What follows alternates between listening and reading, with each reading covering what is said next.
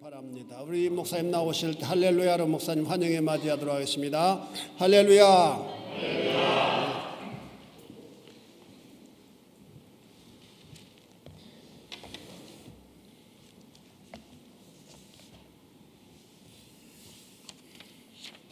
기도하겠습니다. 하나님 아버지, 부족한 자 이튿날 섰습니다. 혹 우리 가운데 구원의 확신이 불분명한 사람이 있다면 구원의 은혜를 부어주셔서 구원의 확신을 갖게 해주시고, 구원의 확신이 있는 사람들은 구원의 확신에 대한 감사가 넘치는 귀한 시간으로 축복해 주시옵소서. 부족한 자를 주님께 의탁하며 예수님의 이름으로 기도하옵나이다. 아멘.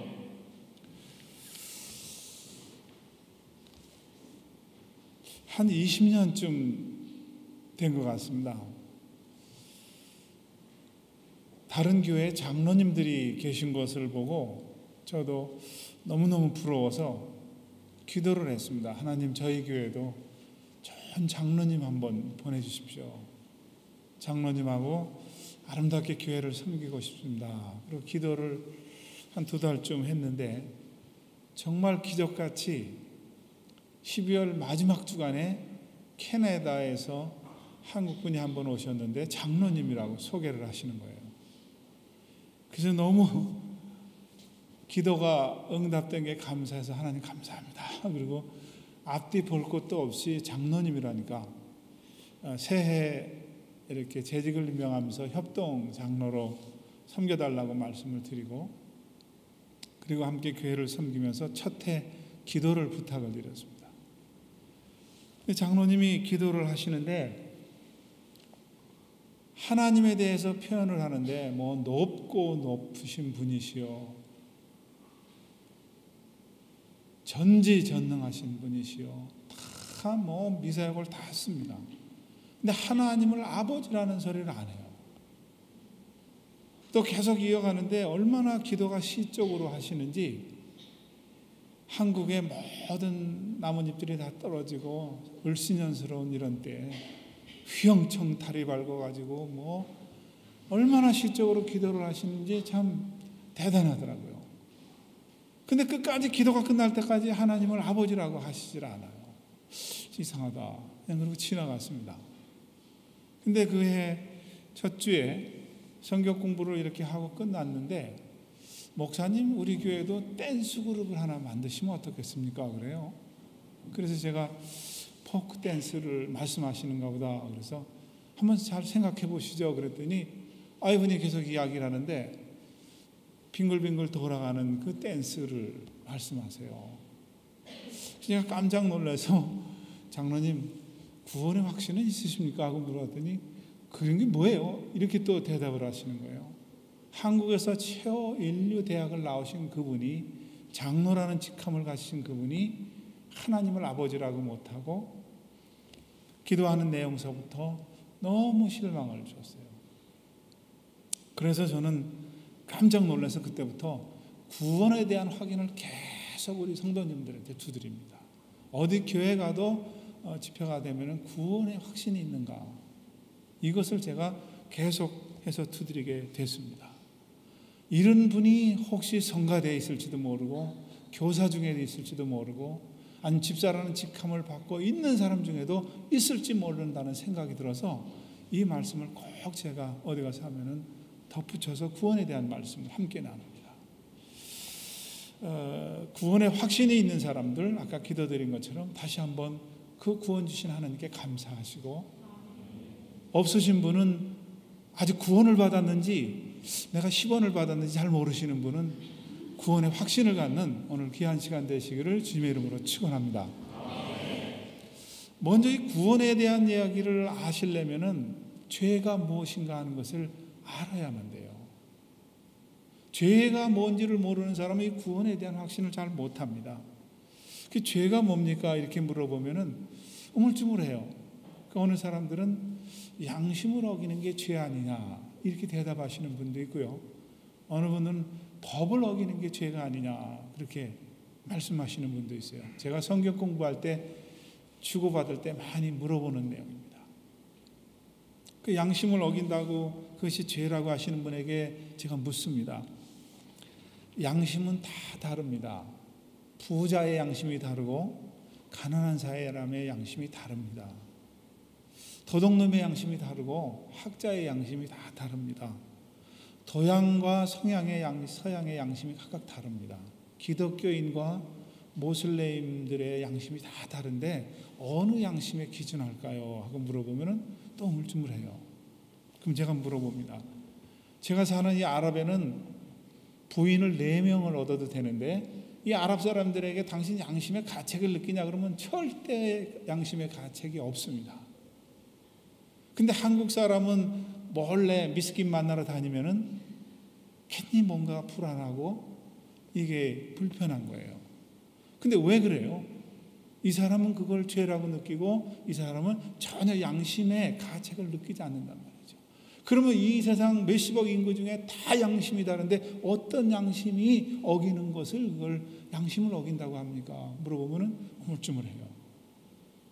또 법을 어기는 것을 죄라고 생각합니다. 그러는 사람한테 또 제가 질문합니다.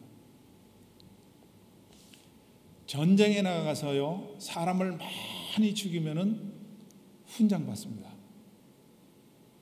근데 길거리 가다가 내가 한 사람을 때려서 살인을 하게 되면 잡혀 들어갑니다. 이 사람을 때려 죽인 죄로 살인으로 잡혀 들어가는데 전쟁에서 많은 사람을 죽이면 훈장을 타는데 이게 어느 법이 맞는 겁니까? 하고 내가 극단적으로 질문을 해봐요. 그러면 갸우뚱해요. 그래서 제가 또 계속해서 이어갑니다. 이등박문이가 우리나라에 있는 원수지만 일본에서는 아주 영웅입니다. 어느 법으로 어떻게 어긴다고 얘기할 수 있습니까? 그래서 제가 저희 형 얘기를 한번 해요. 저 형이 조그만 사업을 하나 하다가 자가용 그 70년대 얘기입니다. 자가용 운전하는 분이 이제 퇴근하는데 친구들이 찾아와서 술을 먹으러 가자고 그래서 자기가 그 차를 운전하고 가서 술을 먹고 오다가 조그만 골목에서 술 취한 사람하고 맞닥뜨렸어요. 저희 형도 술이 최고, 이 사람도 술이 취했습니다. 가려고 그러면 이 사람이 툭 튀어나오고 또 수다하면 한 발을 빼고 또 가려고 그러면 튀어나오고 술이 취해서 서로 다 하다가 이 사람이 한 발을 뺄 때 확 지나가려고 하는데 이 사람이 툭 튀어나와서 차에 부닥쳤어요. 그리고 떨어졌습니다. 근데 술김에 정신없이 도망을 가버렸어요. 그래서 제목이 7가지로 걸렸습니다. 그 당시에 통금 위반, 취중 운전, 그 다음에 무면허, 그 다음에 이 과실치사, 뺑소니 하고 7개 제목을 걸려서 감옥에 들어가 있는 거예요. 제가 그때 쿠웨이트에 있었는데 저보고 빨리 들어오라는 거예요. 이게 어떻게 뭐 종업원들 월급도 줘야 되고 이 계산을 빨리 해야 되니까 저보고 빨리 들어오라는 겁니다. 근데 제가 들어갈 수 있는 상황이 아닌데 하도 집에서 재촉을 하니까 들어갔어요. 들어가서 이제 재판을 받는 날인데 그 다음 날이 재판장에서 재판을 딱 받는데 우리 형님 전에 어떤 사람이 재판을 받는데 말이죠. 술집에서 술을 먹다 의자로 창문에다 집어넣자 이 유리창이 깨졌어요. 문이 부서졌어요. 이 사람은 징역 8개월을 선고받더라고요. 술 먹고 부셨다고요. 근데 저희 형은 재판을 받는데요. 판사한테 그 당시에 집 한 채 값을 뇌물을 썼어요. 그리고 그 사람이 술에 이렇게 취해서 나온 사람이 병원에서 죽었습니다. 근데 집 2채 값을 보상을 해줬어요. 그 당시에 저희 누나가 도남동 한옥에 살았는데 한 500만 원 정도의 한옥을 살 때인데 2채 값을 줬는데 판사가 좋은 소린 다 해요.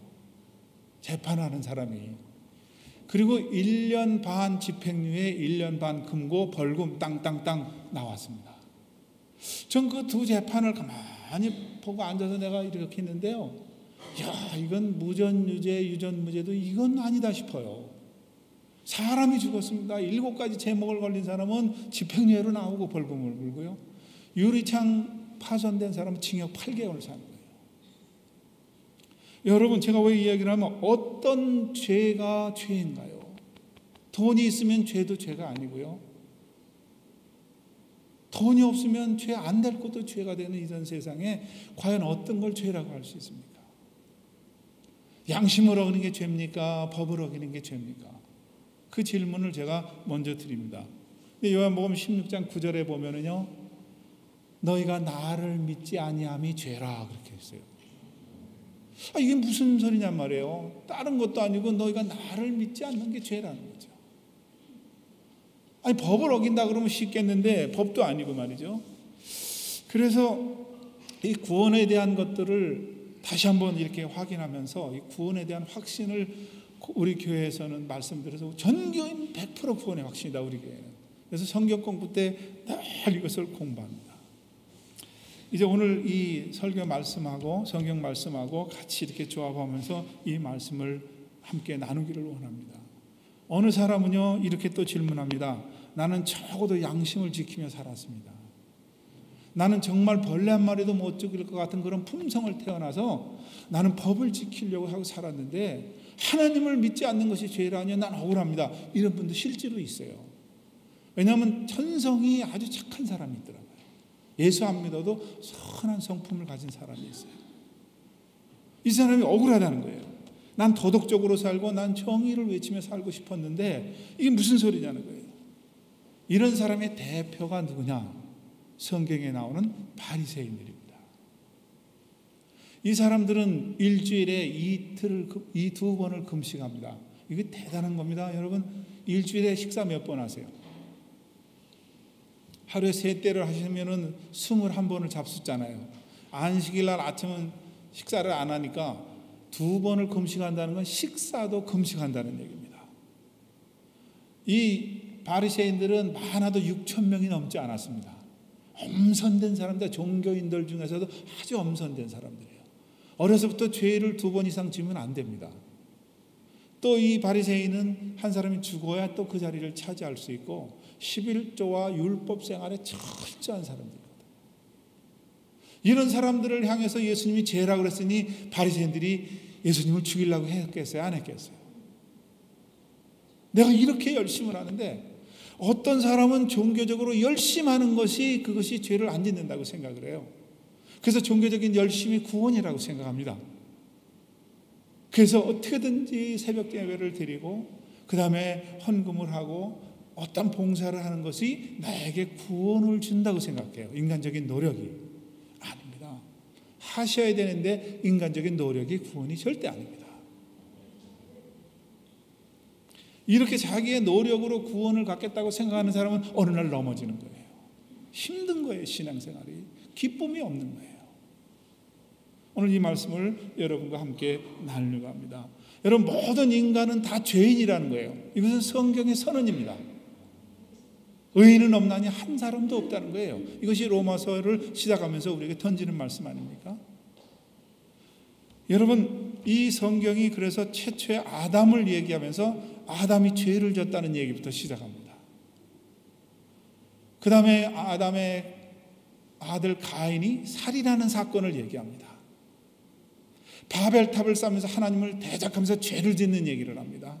인간의 죄가 얼마나 강파한지 홍수를 성해서 다 쓸어버리는 죄에 대한 얘기가 나옵니다.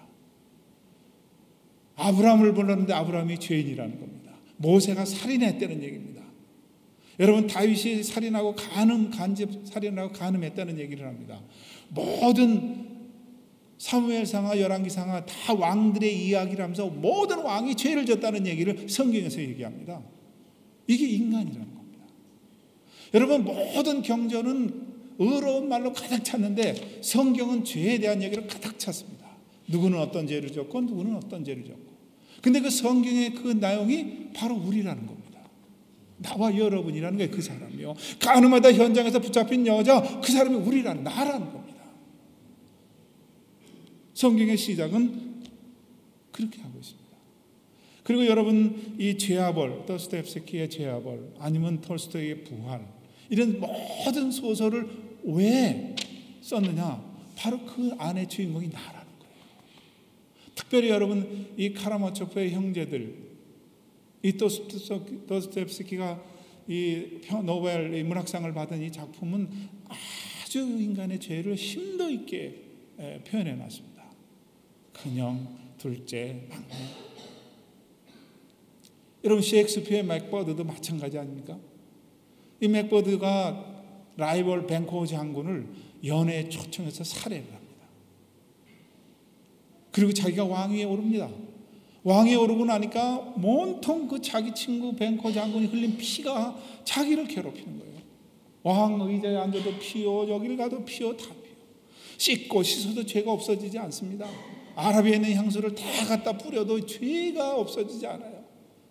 여러분, 그 뱅커 장군을 살해한 맥버드, 그 내용 안에 나오는 그 내용이 내가 그 자리에 가면 나도 그런 자리로 간다는 거예요. 내가 장발장처럼 어느 상황이 되면 빵을 훔치고, 내가 어느 상황이 되면 똑같이 술집에 앉아있는 여자처럼 그렇게 된다는 겁니다. 그래서 이 모든 성경의 이야기, 아니면 이 크리스찬 작가들에 의해 쓴 소설, 이것이 죄에 대한 얘기를 합니다. 그 죄를 어떻게 해결하느냐. 그러면 여러분, 아까 말씀드렸던 모든 경전은 거룩한 얘기로 가득 찼는데 왜 성경은 이렇게 죄 짓는 얘기로 가득 찬가? 이 내용을 오늘 이 니고데모의 질문을 통해서 성경과 한 번 맞추고 한 번 끝나고 난 뒤에 한 번을 조금 더 하려고 그래요. 저는 저희 교회에서 한 7번쯤 이렇게 이 구원에 대한 얘기를 하면은 거의 구원에 대한 확신을 가지고 초보자라 할지라도. 그런데 이제 저는 많이 할 수는 없으니까 내일은 성령 세례에 대해서 하고 모레는 하나님의 능력, 여러분이 어떻게 하면 능력 있는 생활을 하는가, 주일날은 그 설교를 하고 제가 이렇게 기도하고 준비해 왔기 때문에 오늘은 이 구원에 대한 얘기만 이렇게 하려고 합니다. 여러분, 아담이 죄를 졌을 때 제일 먼저 하는 방법이 뭐였어요? 숨는 거였습니다. 죄를 지은 인간은 숨습니다. 어두운 곳을 좋아합니다. 그래서 밤의 문화라는 것이 이게 다 죄의 문화입니다. 그래서 어느 분이 그래서요, 하나님이 해 넘어가게 해서 소등하면 다 빨리빨리 집에 들어가서 자는 게 좋다고. 돌아다니면 다 죄 질 일이 생겨요. 그리고 아침 일찍 일어나는 일, 습관을 하라는 거 아닙니까? 아담이 죄를 짓고 첫 번에 한 게 숨었습니다. 하나님이 찾습니다. 아담아, 아담아, 내가 어디 있느냐? 그랬더니 부끄러워서 그 다음 행동한 것이 뭐예요? 무화과 나무 잎으로 부끄러운 것을 가렸더라. 죄를 지면 두 번째 하는 게 가려보려고 합니다. 어떻게든지 그 죄를 없애보려고 합니다. 그 죄를 없애보려고 인간이 선행을 해보고 참선을 해보고 고행을 해보고 이런 일들을 통해서 내 죄를 가려본다는 거죠. 근데 죄를 가리려고 노력하면 할수록 그 죄가 선명하게 생각이 나는 거예요. 없어지지 않습니다. 여러분, 10년 전, 20년 전에 부끄러운 일이 없어집니까? 없어져요? 절대 안 없어집니다. 10억을 주고 선행을 해보십시오. 그 죄가 나를 더 괴롭힙니다. 여러분, 우리나라의 가장 큰 스님이라고 옛날에는 성철 스님이 있었고요, 얼마 전에 돌아가신 법정 스님이 있습니다. 이 성철 스님은 참 대단해요. 여러분, 10년을 바깥 출입을 안 했고 10년을 드러눠서 잠을 안 잤답니다. 자기 죄를 없애보려고. 그래서 앉아서 가부좌를 들고 자거나 기대서 잤대요. 여러분, 10년을 드러놓자 잠자지 않는 사람 구원 준다 그러면 여러분 할 수 있는 사람 있어요? 난 못할 것 같아요. 10년을 어떻게 내가. 그런데도 이 법정 스님이 이 성철 스님에 대해서 쓴 글을 보니까 죄에 대한 억겁을 해결하지 못했다는 거예요. 죽으면서도. 여러분, 죄가 고행으로 없어집니까? 참선으로 없어집니까? 절대 없어지지 않습니다. 여러분, 루터가요, 수도할 때 수도하는 사람이 무슨 죄를 짓겠습니까? 근데 계속 죄된 생각이 자를 괴롭히는 거예요. 그래서 가서 신부님 나 고해성사하러 왔다. 그 고해성사하고 얘기를 들어보면 별것도 아닌 거예요. 뭐 음란한 생각이 잠깐 들었다는 거죠. 그래서 다 이제 고해성사 다 하고 갔는데 2시간도 안 돼서 또 신부님 나 고해성사하러 또 왔다. 또 고해성사하고 나가면 2시간 안 돼서 또 뜯겨서 또 고해성사하더라. 하도 자주 오니까 신부님이 야 루터야 너 죄 좀 한꺼번에 모았다 와라 그랬다는 거 아니에요. 귀찮게 자꾸 하지 말고. 여러분, 이 죄된 생각이 나도 모르게 들어오는 거예요. 그냥 건강한 부부 생활하던 사람이 갑자기 이혼하고 싶은 생각이 들고 막 나가보고 싶은 생각이 드는 걸 여러분 막을 수 있어요? 안 막아집니다. 여러분, 이 바리새인들은 율법을 지키면서 자기는 의롭다고 생각을 했어요. 내가 의롭다고 노력하면 노력할수록 하나 더 위선죄를 더 짓게 되는지 아세요? 절대 죄는 어떤 율법을 지킴으로, 선행으로, 그리고 어떤 고행으로 참선으로 없어지지 않습니다. 그래서 오늘 이제 여러분 요한복음 3장을 다 한번 피시고요. 한번 이게 나오나요? 한번 1절을 보겠습니다. 1절을 여러분이 한번 읽어보겠습니다. 글씨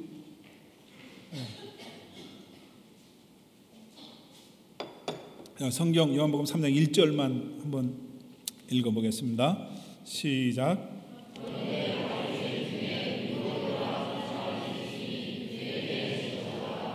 여기에 니고데모 앞에 뭐라고 붙어 있어요?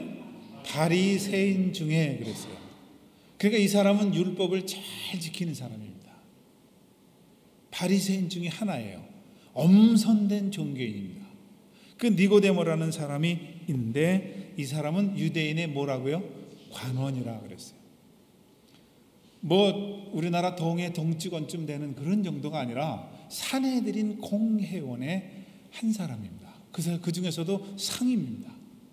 70인으로 되어 있는 이스라엘의 모든 정치 종교를 아우르는 그 산헤드린 공회의 아주 상임 높은 자리에 있는 사람입니다.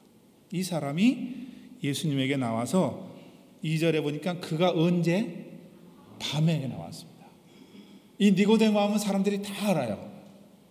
높은 직분을 가진 사람이고 바리새인 중에 한 사람이니까. 그래서 낮에 나오지 않고 언제 나왔어요? 밤에 나왔습니다. 밤에 나와서 예수님에게 뭐라 그래요? 라비어, 우리가 당신은 하나님께로서부터 온 자인 줄 압니다. 이러고 하나님께로 왔다는 예수님에 대한 그런 표현도 씁니다. 그렇지 않으면 당신이 행하는 모든 일을 할 수가 없습니다. 이런 얘기까지 하는데 예수님은 그거에 대해서 야, 내가 하늘로 왔다 이렇게 대답하지 않고 뭐라고 합니까? 너 거듭나라 그래요. 이게 대화가 잘 안 되는 내용입니다. 당신은 하나님께서 왔습니다 이렇게 하면 아, 내가 그렇다 이렇게 하는 게 아니라 너 거듭나야 되겠다 그래서 내가 진실로 너에게 이르노니 거듭나라.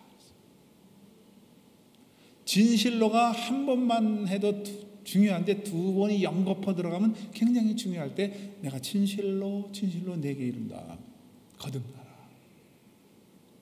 그랬더니 니고데모가 아유 내가 이렇게 큰데 어떻게 우리 엄마 뱃속에 다시 들어갔다 거듭납니까?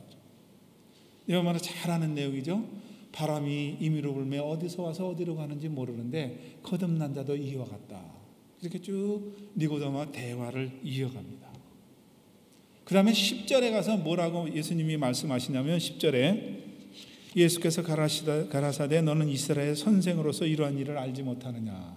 거듭나라 그렇게 말씀하시고 이스라엘 선생, 넌 율법까지 가르치는 선생으로서 넌 그것도 모르냐 하고 다시 재차 질문합니다. 니고데모를 한번 생각해 보세요. 죄를 짓지 않고 율법에 충실한 사람이고 율법을 가르치는 선생이고 학식으로는 높은 직책을 가진 그런 사람입니다. 근데 거듭나라는 겁니다. 그러고 나서 얼떨떨하게 못 알아듣는 이 사람에게 14절 말씀을 하세요. 14절 한번 여러분이 읽어보겠습니다. 시작.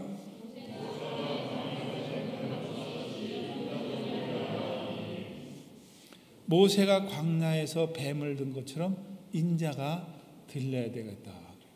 이게 무슨 얘기입니까? 민수기에 나온 이스라엘 백성들이 광야에서 당한 사건 아닙니까? 하나님 원망하고 막 불평할 때 불뱀이 나와서 막 물어 죽였습니다.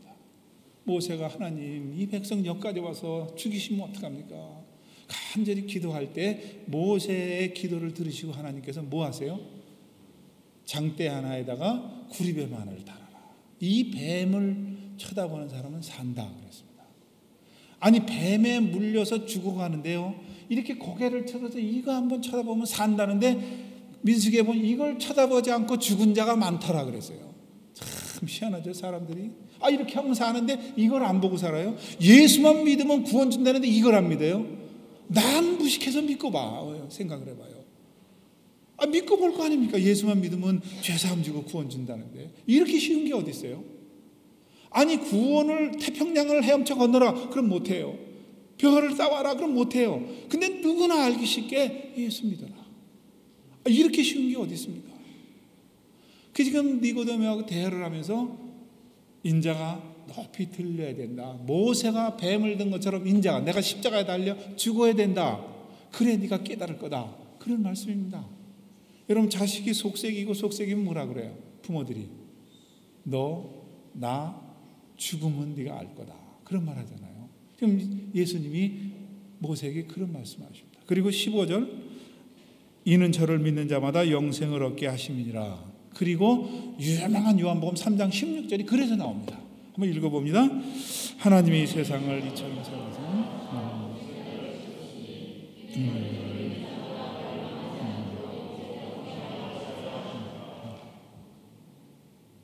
그래서 하나님이 세상을 이처럼 사랑하사 독생자를 주었는데 누구든지 이를 믿는 자마다 멸망치 않고 영생을 얻겠다. 이 말씀이 니고데모 대화 끝에 나온 말씀이에요. 여러분 구원은 죄사함은 행위가 절대 아닙니다. 여러분이 새벽 기도를 하고 그거 하셔야죠. 그거 했기 때문에 구원을 주는 게 절대 아닙니다. 이 구원은 99.9%도 아닙니다. 100%예요. 순도 100%예요. 하나님이 우리에게 은혜를 베풀어 주신 사실을 내가 받아들이는 겁니다. 그래서 아까 말씀드린 에베소서 2장 8절 9절에 너희가 그 은혜로 인하여 믿음으로 말미암아 구원을 얻었나니 이것은 너희에게서 난 것이 아니요 하나님의 선물이라. 이것은 자랑하지 못하게 하기 행위가 아니다. 이게 얼마나 쉽습니까? 여러분 거듭남, 죄 용서는 참선이나 고행이 아닙니다. 근데 이 사실이 나는 믿어지는 거예요. 받아지는 거예요. 이것을 은혜라고 그러는 거예요. 이게 얼마나 좋은 건지 모르겠어요.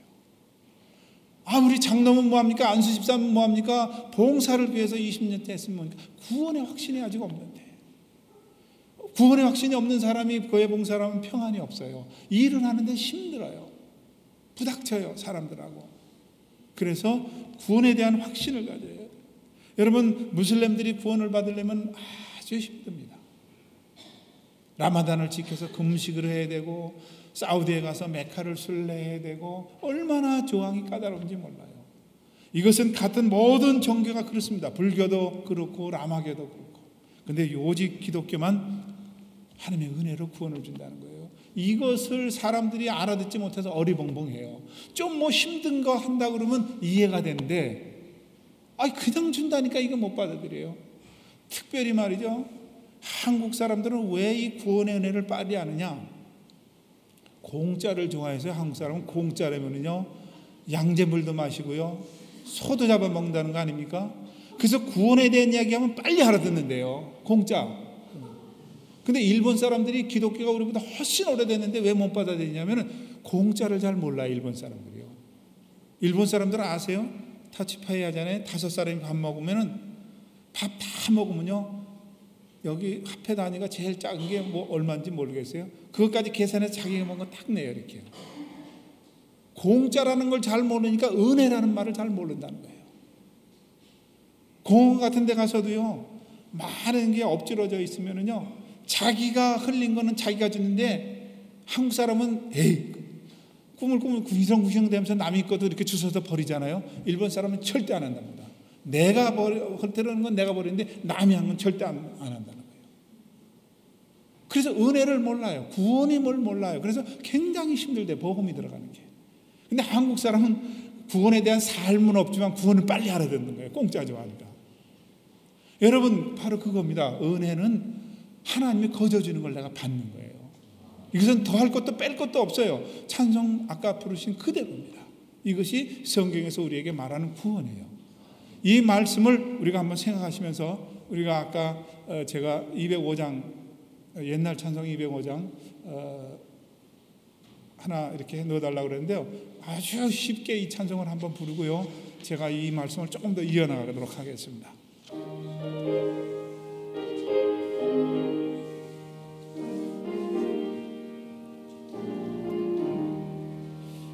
예수 앞에 나오면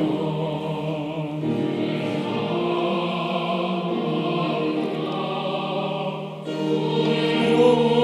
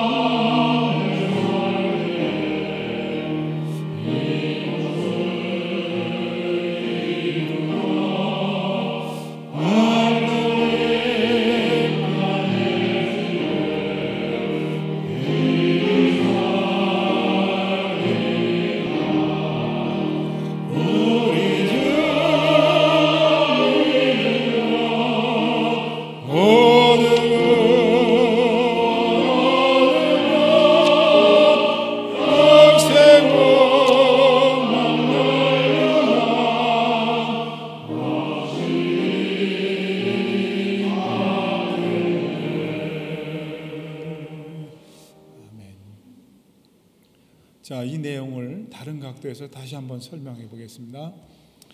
이 세상에는 하나님께서 모든 것에 질서를 주셨습니다. 이 자연에도 질서가 있습니다. 봄이 되면은 꽃이 피고 겨울이 되면은 춥고 눈이 옵니다. 근데 갑자기 가을에 눈이 옵니다. 이것을 갖다가 이 질서가 파괴될 때 이것을 갖다가 죄라 하지 않고 이것을 이상기후라, 우리는 보통 그렇게 얘기합니다. 근데 이 질서가 형이상학적인 질서가 파괴되는 때가 있습니다. 자동차가 100km로 달립니다. 근데 갑자기 타이어가 펑크가 나서 차가 뒤집어집니다. 그럴 때 이 사람이 탄 자동차가 사고가 일으킬 때 이걸 죄라 하지 않고 사고라 그럽니다. 자연의 이상이 생기는 건 이상기후, 사람이 어떤 사물하고에 일어난 걸 사고 그럽니다. 그런데 사람과 사람과의 질서가 있습니다. 윤리 질서가 있습니다. 서로 사랑해야 되지만 내가 내 섹시를 두고 자꾸 미숙인 만나러 가면은 안 됩니다. 남의 아내를 만나러 가면 안 됩니다. 여기에서 발생되는 것을 법에 저촉돼서 우리는 죄라 그렇게 얘기합니다. 질서가 파괴를 시키는 겁니다. 이 가정과 이 가정의 어떤 파괴. 그런데 이렇게 파괴된 게 하나님과의 인간의 질서가 있었는데 이 질서가 파괴되는 걸 원죄라 그래요. 하나님이 인간에게 이건 하지 말아라 한 것이 파괴됐습니다. 이것이 원죄예요. 이 원죄 때문에 어느 상황이 되면 죄 지을 상황이 돼서 죄를 짓게 된다는 겁니다. 인간을 창조하신 하나님이 이것을 너무너무나 잘하는 거예요. 이 사람의 상편을. 그래서 성경의 현장에서 가늠하다 붙잡힌 여자라 할지라도 책하지를 않습니다.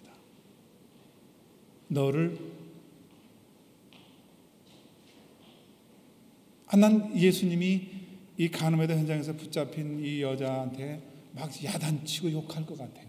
내가 하나님이라면 대낮에 무슨 짓이냐 정신 차리지 않고 이러실 것 같은데 돌을 들어서 때리려고 하는 그 사람들에게 너희 중에 죄 없는 자가 먼저 쳐라. 돌 버리고 다 가지 않습니까?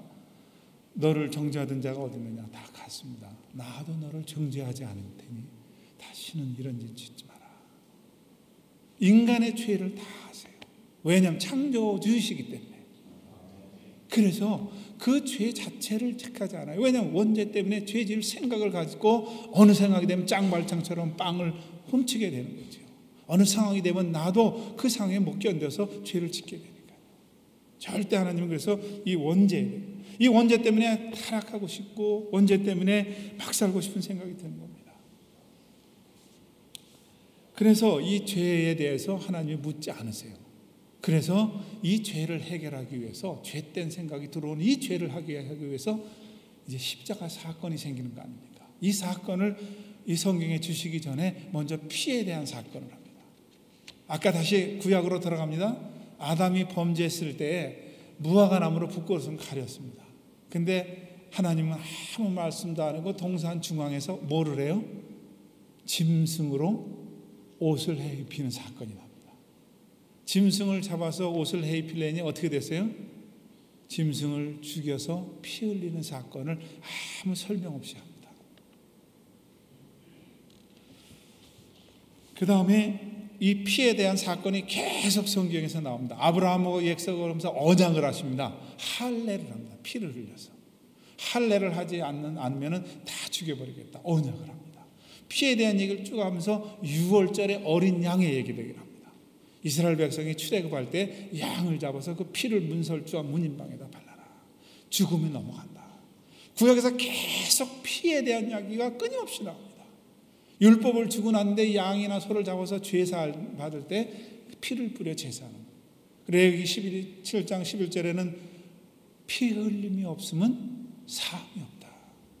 모든 육체의 생명은 피에 있는데 피 흘림이 없으면 사함이 없다. 율법을 주면서 그 말씀을 땅 때립니다. 그리고 나서 계속해서 인간이 죄를 지을 때 피를 뿌려서 죄를 지는데 세상에 동물이 죽어가는 아픈 상황을 보면서 죄 짓지 말라고 그랬거든요.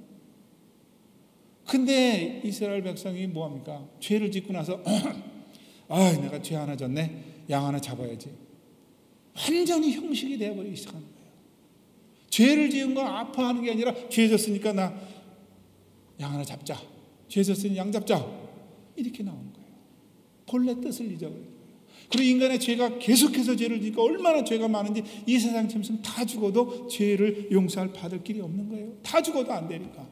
그래서 하나님이 육신을 입고 이 땅에 오셔서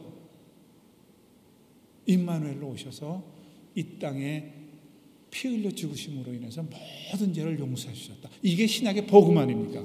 이것이 구약과 신약에 연결된 복음 아닙니까? 이 사실을 받아들이는 자에게 구원을 준다는 거예요. 그래서 너희가 나를 믿지 아니하는 것이 죄니라 그랬어요.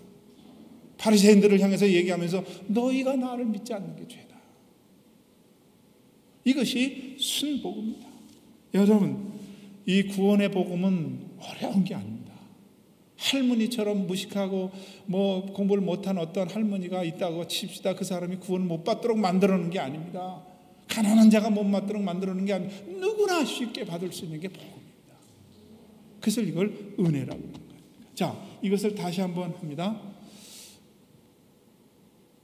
어떤 사람은요 이런 말씀도 해요. 믿으라 그러면은요 내가 좀 배우고 나면 믿겠습니다 그래요. 뭘 배울 게 있습니까? 그냥 믿으세요. 구원 준다니까 믿으세요. 그러면은 좀 알고 믿어야죠 그래요. 여러분, 인간의 한계로 하나님을 알아집니까? 모릅니다. 한 목사님 70년 전에 어디 계셨습니까? 몰라요. 왜 여자로 태어나셨습니까? 몰라요. 아는 게 도대체 뭡니까? 우리가 아는 게 공부 조금 해갖고 이만큼 아는 거예요.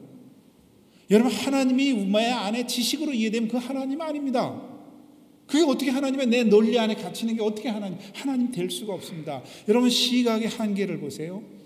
여러분, 우리의 눈이 X선을 볼 수 있습니까? 엑스레이 찍으면 선이 보입니까? 안 보입니다. 이 눈의 한계예요. 한 몇 킬로 후에 있는 사람 안 보입니다. 이게 눈의 시각의 한계입니다. 여러분, 우리 귀가요 20Hz에서 2만 Hz까지 들을 수 있다고 그래요. 조그만 바늘 하나가 카페에 떨어지는 소리 들려요, 안 들려요? 안 들립니다. 조그만 벌레가 기어가는 게 들려요, 안 들려요? 안 들려요. 또 2만 Hz 이상은 또 못 들어요. 지구가 도는 거 아시죠? 엄청난 소리로 이 속도로 도는 거 아시죠? 들립니까, 안 들립니까? 그럼 뭘 알아요? 뭘 듣는 거예요, 우리가요? 뭘 우리가 눈으로 보고 있는 거고요? 참 데서 요거 조금 보는 거예요. 여러분, 내가 하는 빛이 1초에 얼마 가요? 지구에 7바퀴 반 돈다 그러잖아요. 이게 약 한 30만 킬로 정도 되죠. 야, 되게 빠르죠. 빛이 1초 똑딱할 동안에 30만 킬로를 쫙 빛의 속도로 가니까 얼마나 이 빛의 속도가 빠릅니까? 10초면 얼마 가요? 300만 킬로. 와, 100초면 얼마예요? 국민학교 좋은데 안 나온 사람 잘 빨리빨리 이해 못합니다. 여러분, 빛의 속도로 1년 가는 걸 우리가 뭐라 그래요? 광년이라 그래요. 근데 빛의 속도로 72억 년을 가야 우주 끝을 간다 그러니까 이게 얼마나 뭔지 여러분 상상이 됩니까? 이게 도대체가? 과학자들이 추산한 겁니다. 이건 그리스도인들이 말하는 게 아니라. 여러분, 이걸 다르게 한번 얘기해 볼게요. 이 태양이 비어 있다면 지구가 100만 개가 들어간답니다. 이렇게 비어 있다. 엄청나게 크죠. 이 100만 개가 지구가 들어갈 정도로 태양이 크다는 건 도대체 얼마나 큰 거예요? 근데 이 큰 태양이 5억 개가 들어갈 수 있는 항성이 1천억 개가 넘는다는 겁니다. 야, 이거 뭐 머리 아파서 머리에 지날라 그래. 이게 도대체 얼마큼인지. 근데 이게 하나의 갤럭시인데 이게 우주라는데 14의 갤럭시가 있다는 겁니다. 이게요. 이 별이 큰 게 많은 게요. 그래서 제가 한번 따져봤어요. 밤잠 안 자고 말이죠. 1분에 하나 둘 셋 넷 이렇게 치면 1분에 250을 쉰다는데 1천억을 쉬려면 1000년을 쉰답니다. 1000년을. 야, 이게 도대체 얼마나 많은 게 있는지 과학자들이 얘기하는데. 그런데 이것을 창조한 하나님을 어떻게 내가 지식으로 알아요? 절대 모릅니다, 여러분. 그래서 베드로가 주는 그리스도인지를 믿고 알았습니다. 알고 믿어지는 게 아니라 믿고 나니까 알아지는 겁니다. 믿습니까? 그 크신 하나님이 믿고 나니까 알아지는 거예요. 그래서 이걸 알게 된 여러분들은 박사보다 훨씬 더 똑똑한 사람들이죠. 박사라도 이거 모르면 모르는 거죠. 여러분, 이게 얼마나 큰 축복인지 몰라요. 그래서 베드로가 주는 그리스도시요 살아계신 하나님이 아닙니다. 신앙 고백을 쭉 합니다. 그럴 때 이것을 내게 알게 하니는 누구라고요? 하늘에 계신 전부다. 신앙 고백한 것도 내가 한 게 아니라 누가 하게 했어요? 하나님이 하셨다는 거예요. 그럼 믿는다는 게 뭐냐? 이 사실을 그냥 순수하게 받아들이는 거예요. 하나님이 다 이루었다. 첫날 어저께 했죠? 그냥 하나님이 다 이루었다 쉬라는 거예요. 뭘 그렇게 두 손 붙잡고 그냥 눈 부쩍 뜨고 부릅뜨고 애쓰고 하지 말고 쉬라. 하나님 다 참 평안이 그 안에 있습니다. 그러면 하나님이 알아서 여러분을 인도하세요. 그런데 내일 모레 여러분들하고 함께 나눌게요.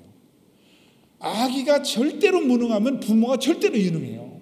어느 때 밥을 줘야 되는지, 어느 때 기저귀를 갈아야 되는지, 어쩌면 그렇게 유능한지 몰라요. 내가 하나님 앞에서 철저하게 아기 같으면 하나님이 나를 알아서 탁탁 다 해주세요. 길을. 이 비밀을 알고 나면요 얼마나 좋은지 몰라요. 하나님 날 그렇게 해주신다. 여러분, 믿음이라는 건 아주 간단하게 받아들이는 거예요. 제가 한번 묻습니다. 우리 반주하시는 집사님인지 모르죠. 일로 와서 좀 여기 옷 벗고 누우세요. 죄송합니다.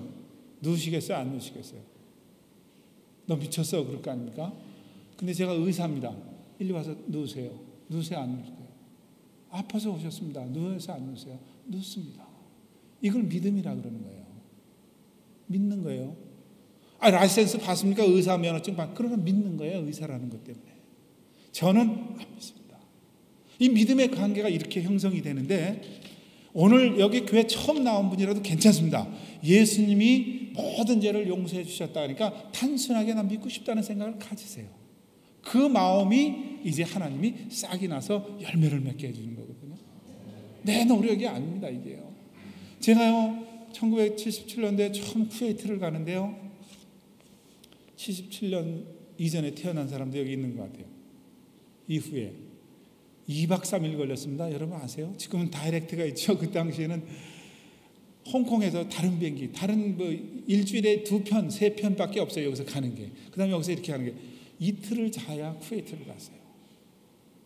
근데 1977년도 제가 첫 비행기를 타는데요, 이걸 타는지 안 타는지 되게 불안하더라고요. 이걸 타면 정말 쿠웨이트를 가는지, 아니면 이걸 타면 딴 데를 가는 건지 굉장히 불안해요. 이게 영어도 잘 안 되고 그러는데요. 근데 제가 안 탔으면 갔을까요? 못 갔을까요? 못 가요. 타니까 쿠웨이트 가지더라고요. 이게 이제 믿음의 형성이에요. 여러분, 죄사함, 여러분의 거듭남, 이거는 하나님의 은혜로 주십니다. 이것을 여러분이 믿기 시작해야 되는데, 이 단순한 것을 받아들이시게, 이것을 여러분들에게 말씀드리기 위해서 하나만 더 말씀드리고 끝나겠습니다. 여러분, 이 교육학적으로요 인지구조라는 게 있습니다.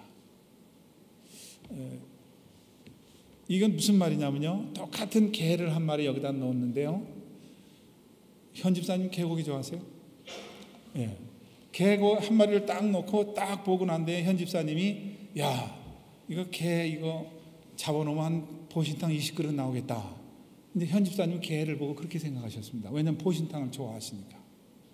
근데 여기 예쁜 우리 학생 한 분은 개를 딱 보더니 무슨 생각을 했냐면은, 옛날에 내 고등학교 때 그 첫사랑 그 친구가 개를 좋아했는데, 그 친구가 미국으로 이민 갔는데 개를 보고 첫사랑을 생각해내요. 아닌데 제가 그냥 예를 드는 겁니다. 똑같은 개를 보고 현 집사님은 보신탕 20그릇을 생각했는데 첫 애인이 생각나는 거예요. 이게 뭐냐면 인지구조라는 거예요. 이 사람 갖고 있는 바탕 안에 뭐가 달라붙는 거예요. 여러분은 뭐가 달라붙어요? 예수 그러면 달라붙는 게 계속, 제가 여기서 예수는 구원주입니다 그러면 끄떡끄떡 맞세, 이게 뭐예요? 기둥이 하나 딱 서 있는데 믿음의 기둥이 서 있는 거예요. 막 달리는 거예요. 은혜 받는다는 말이 뭐예요? 나하고 같은 코드 성향을 목사님이 말씀하고 있구나, 아멘 해서 은혜가 된다는 거 아닙니까? 그 인지 구조 안에 오늘 교회 처음 나온 사람이라 할지라도 예수는 구원이다 그러면 하나가 턱 박혀요.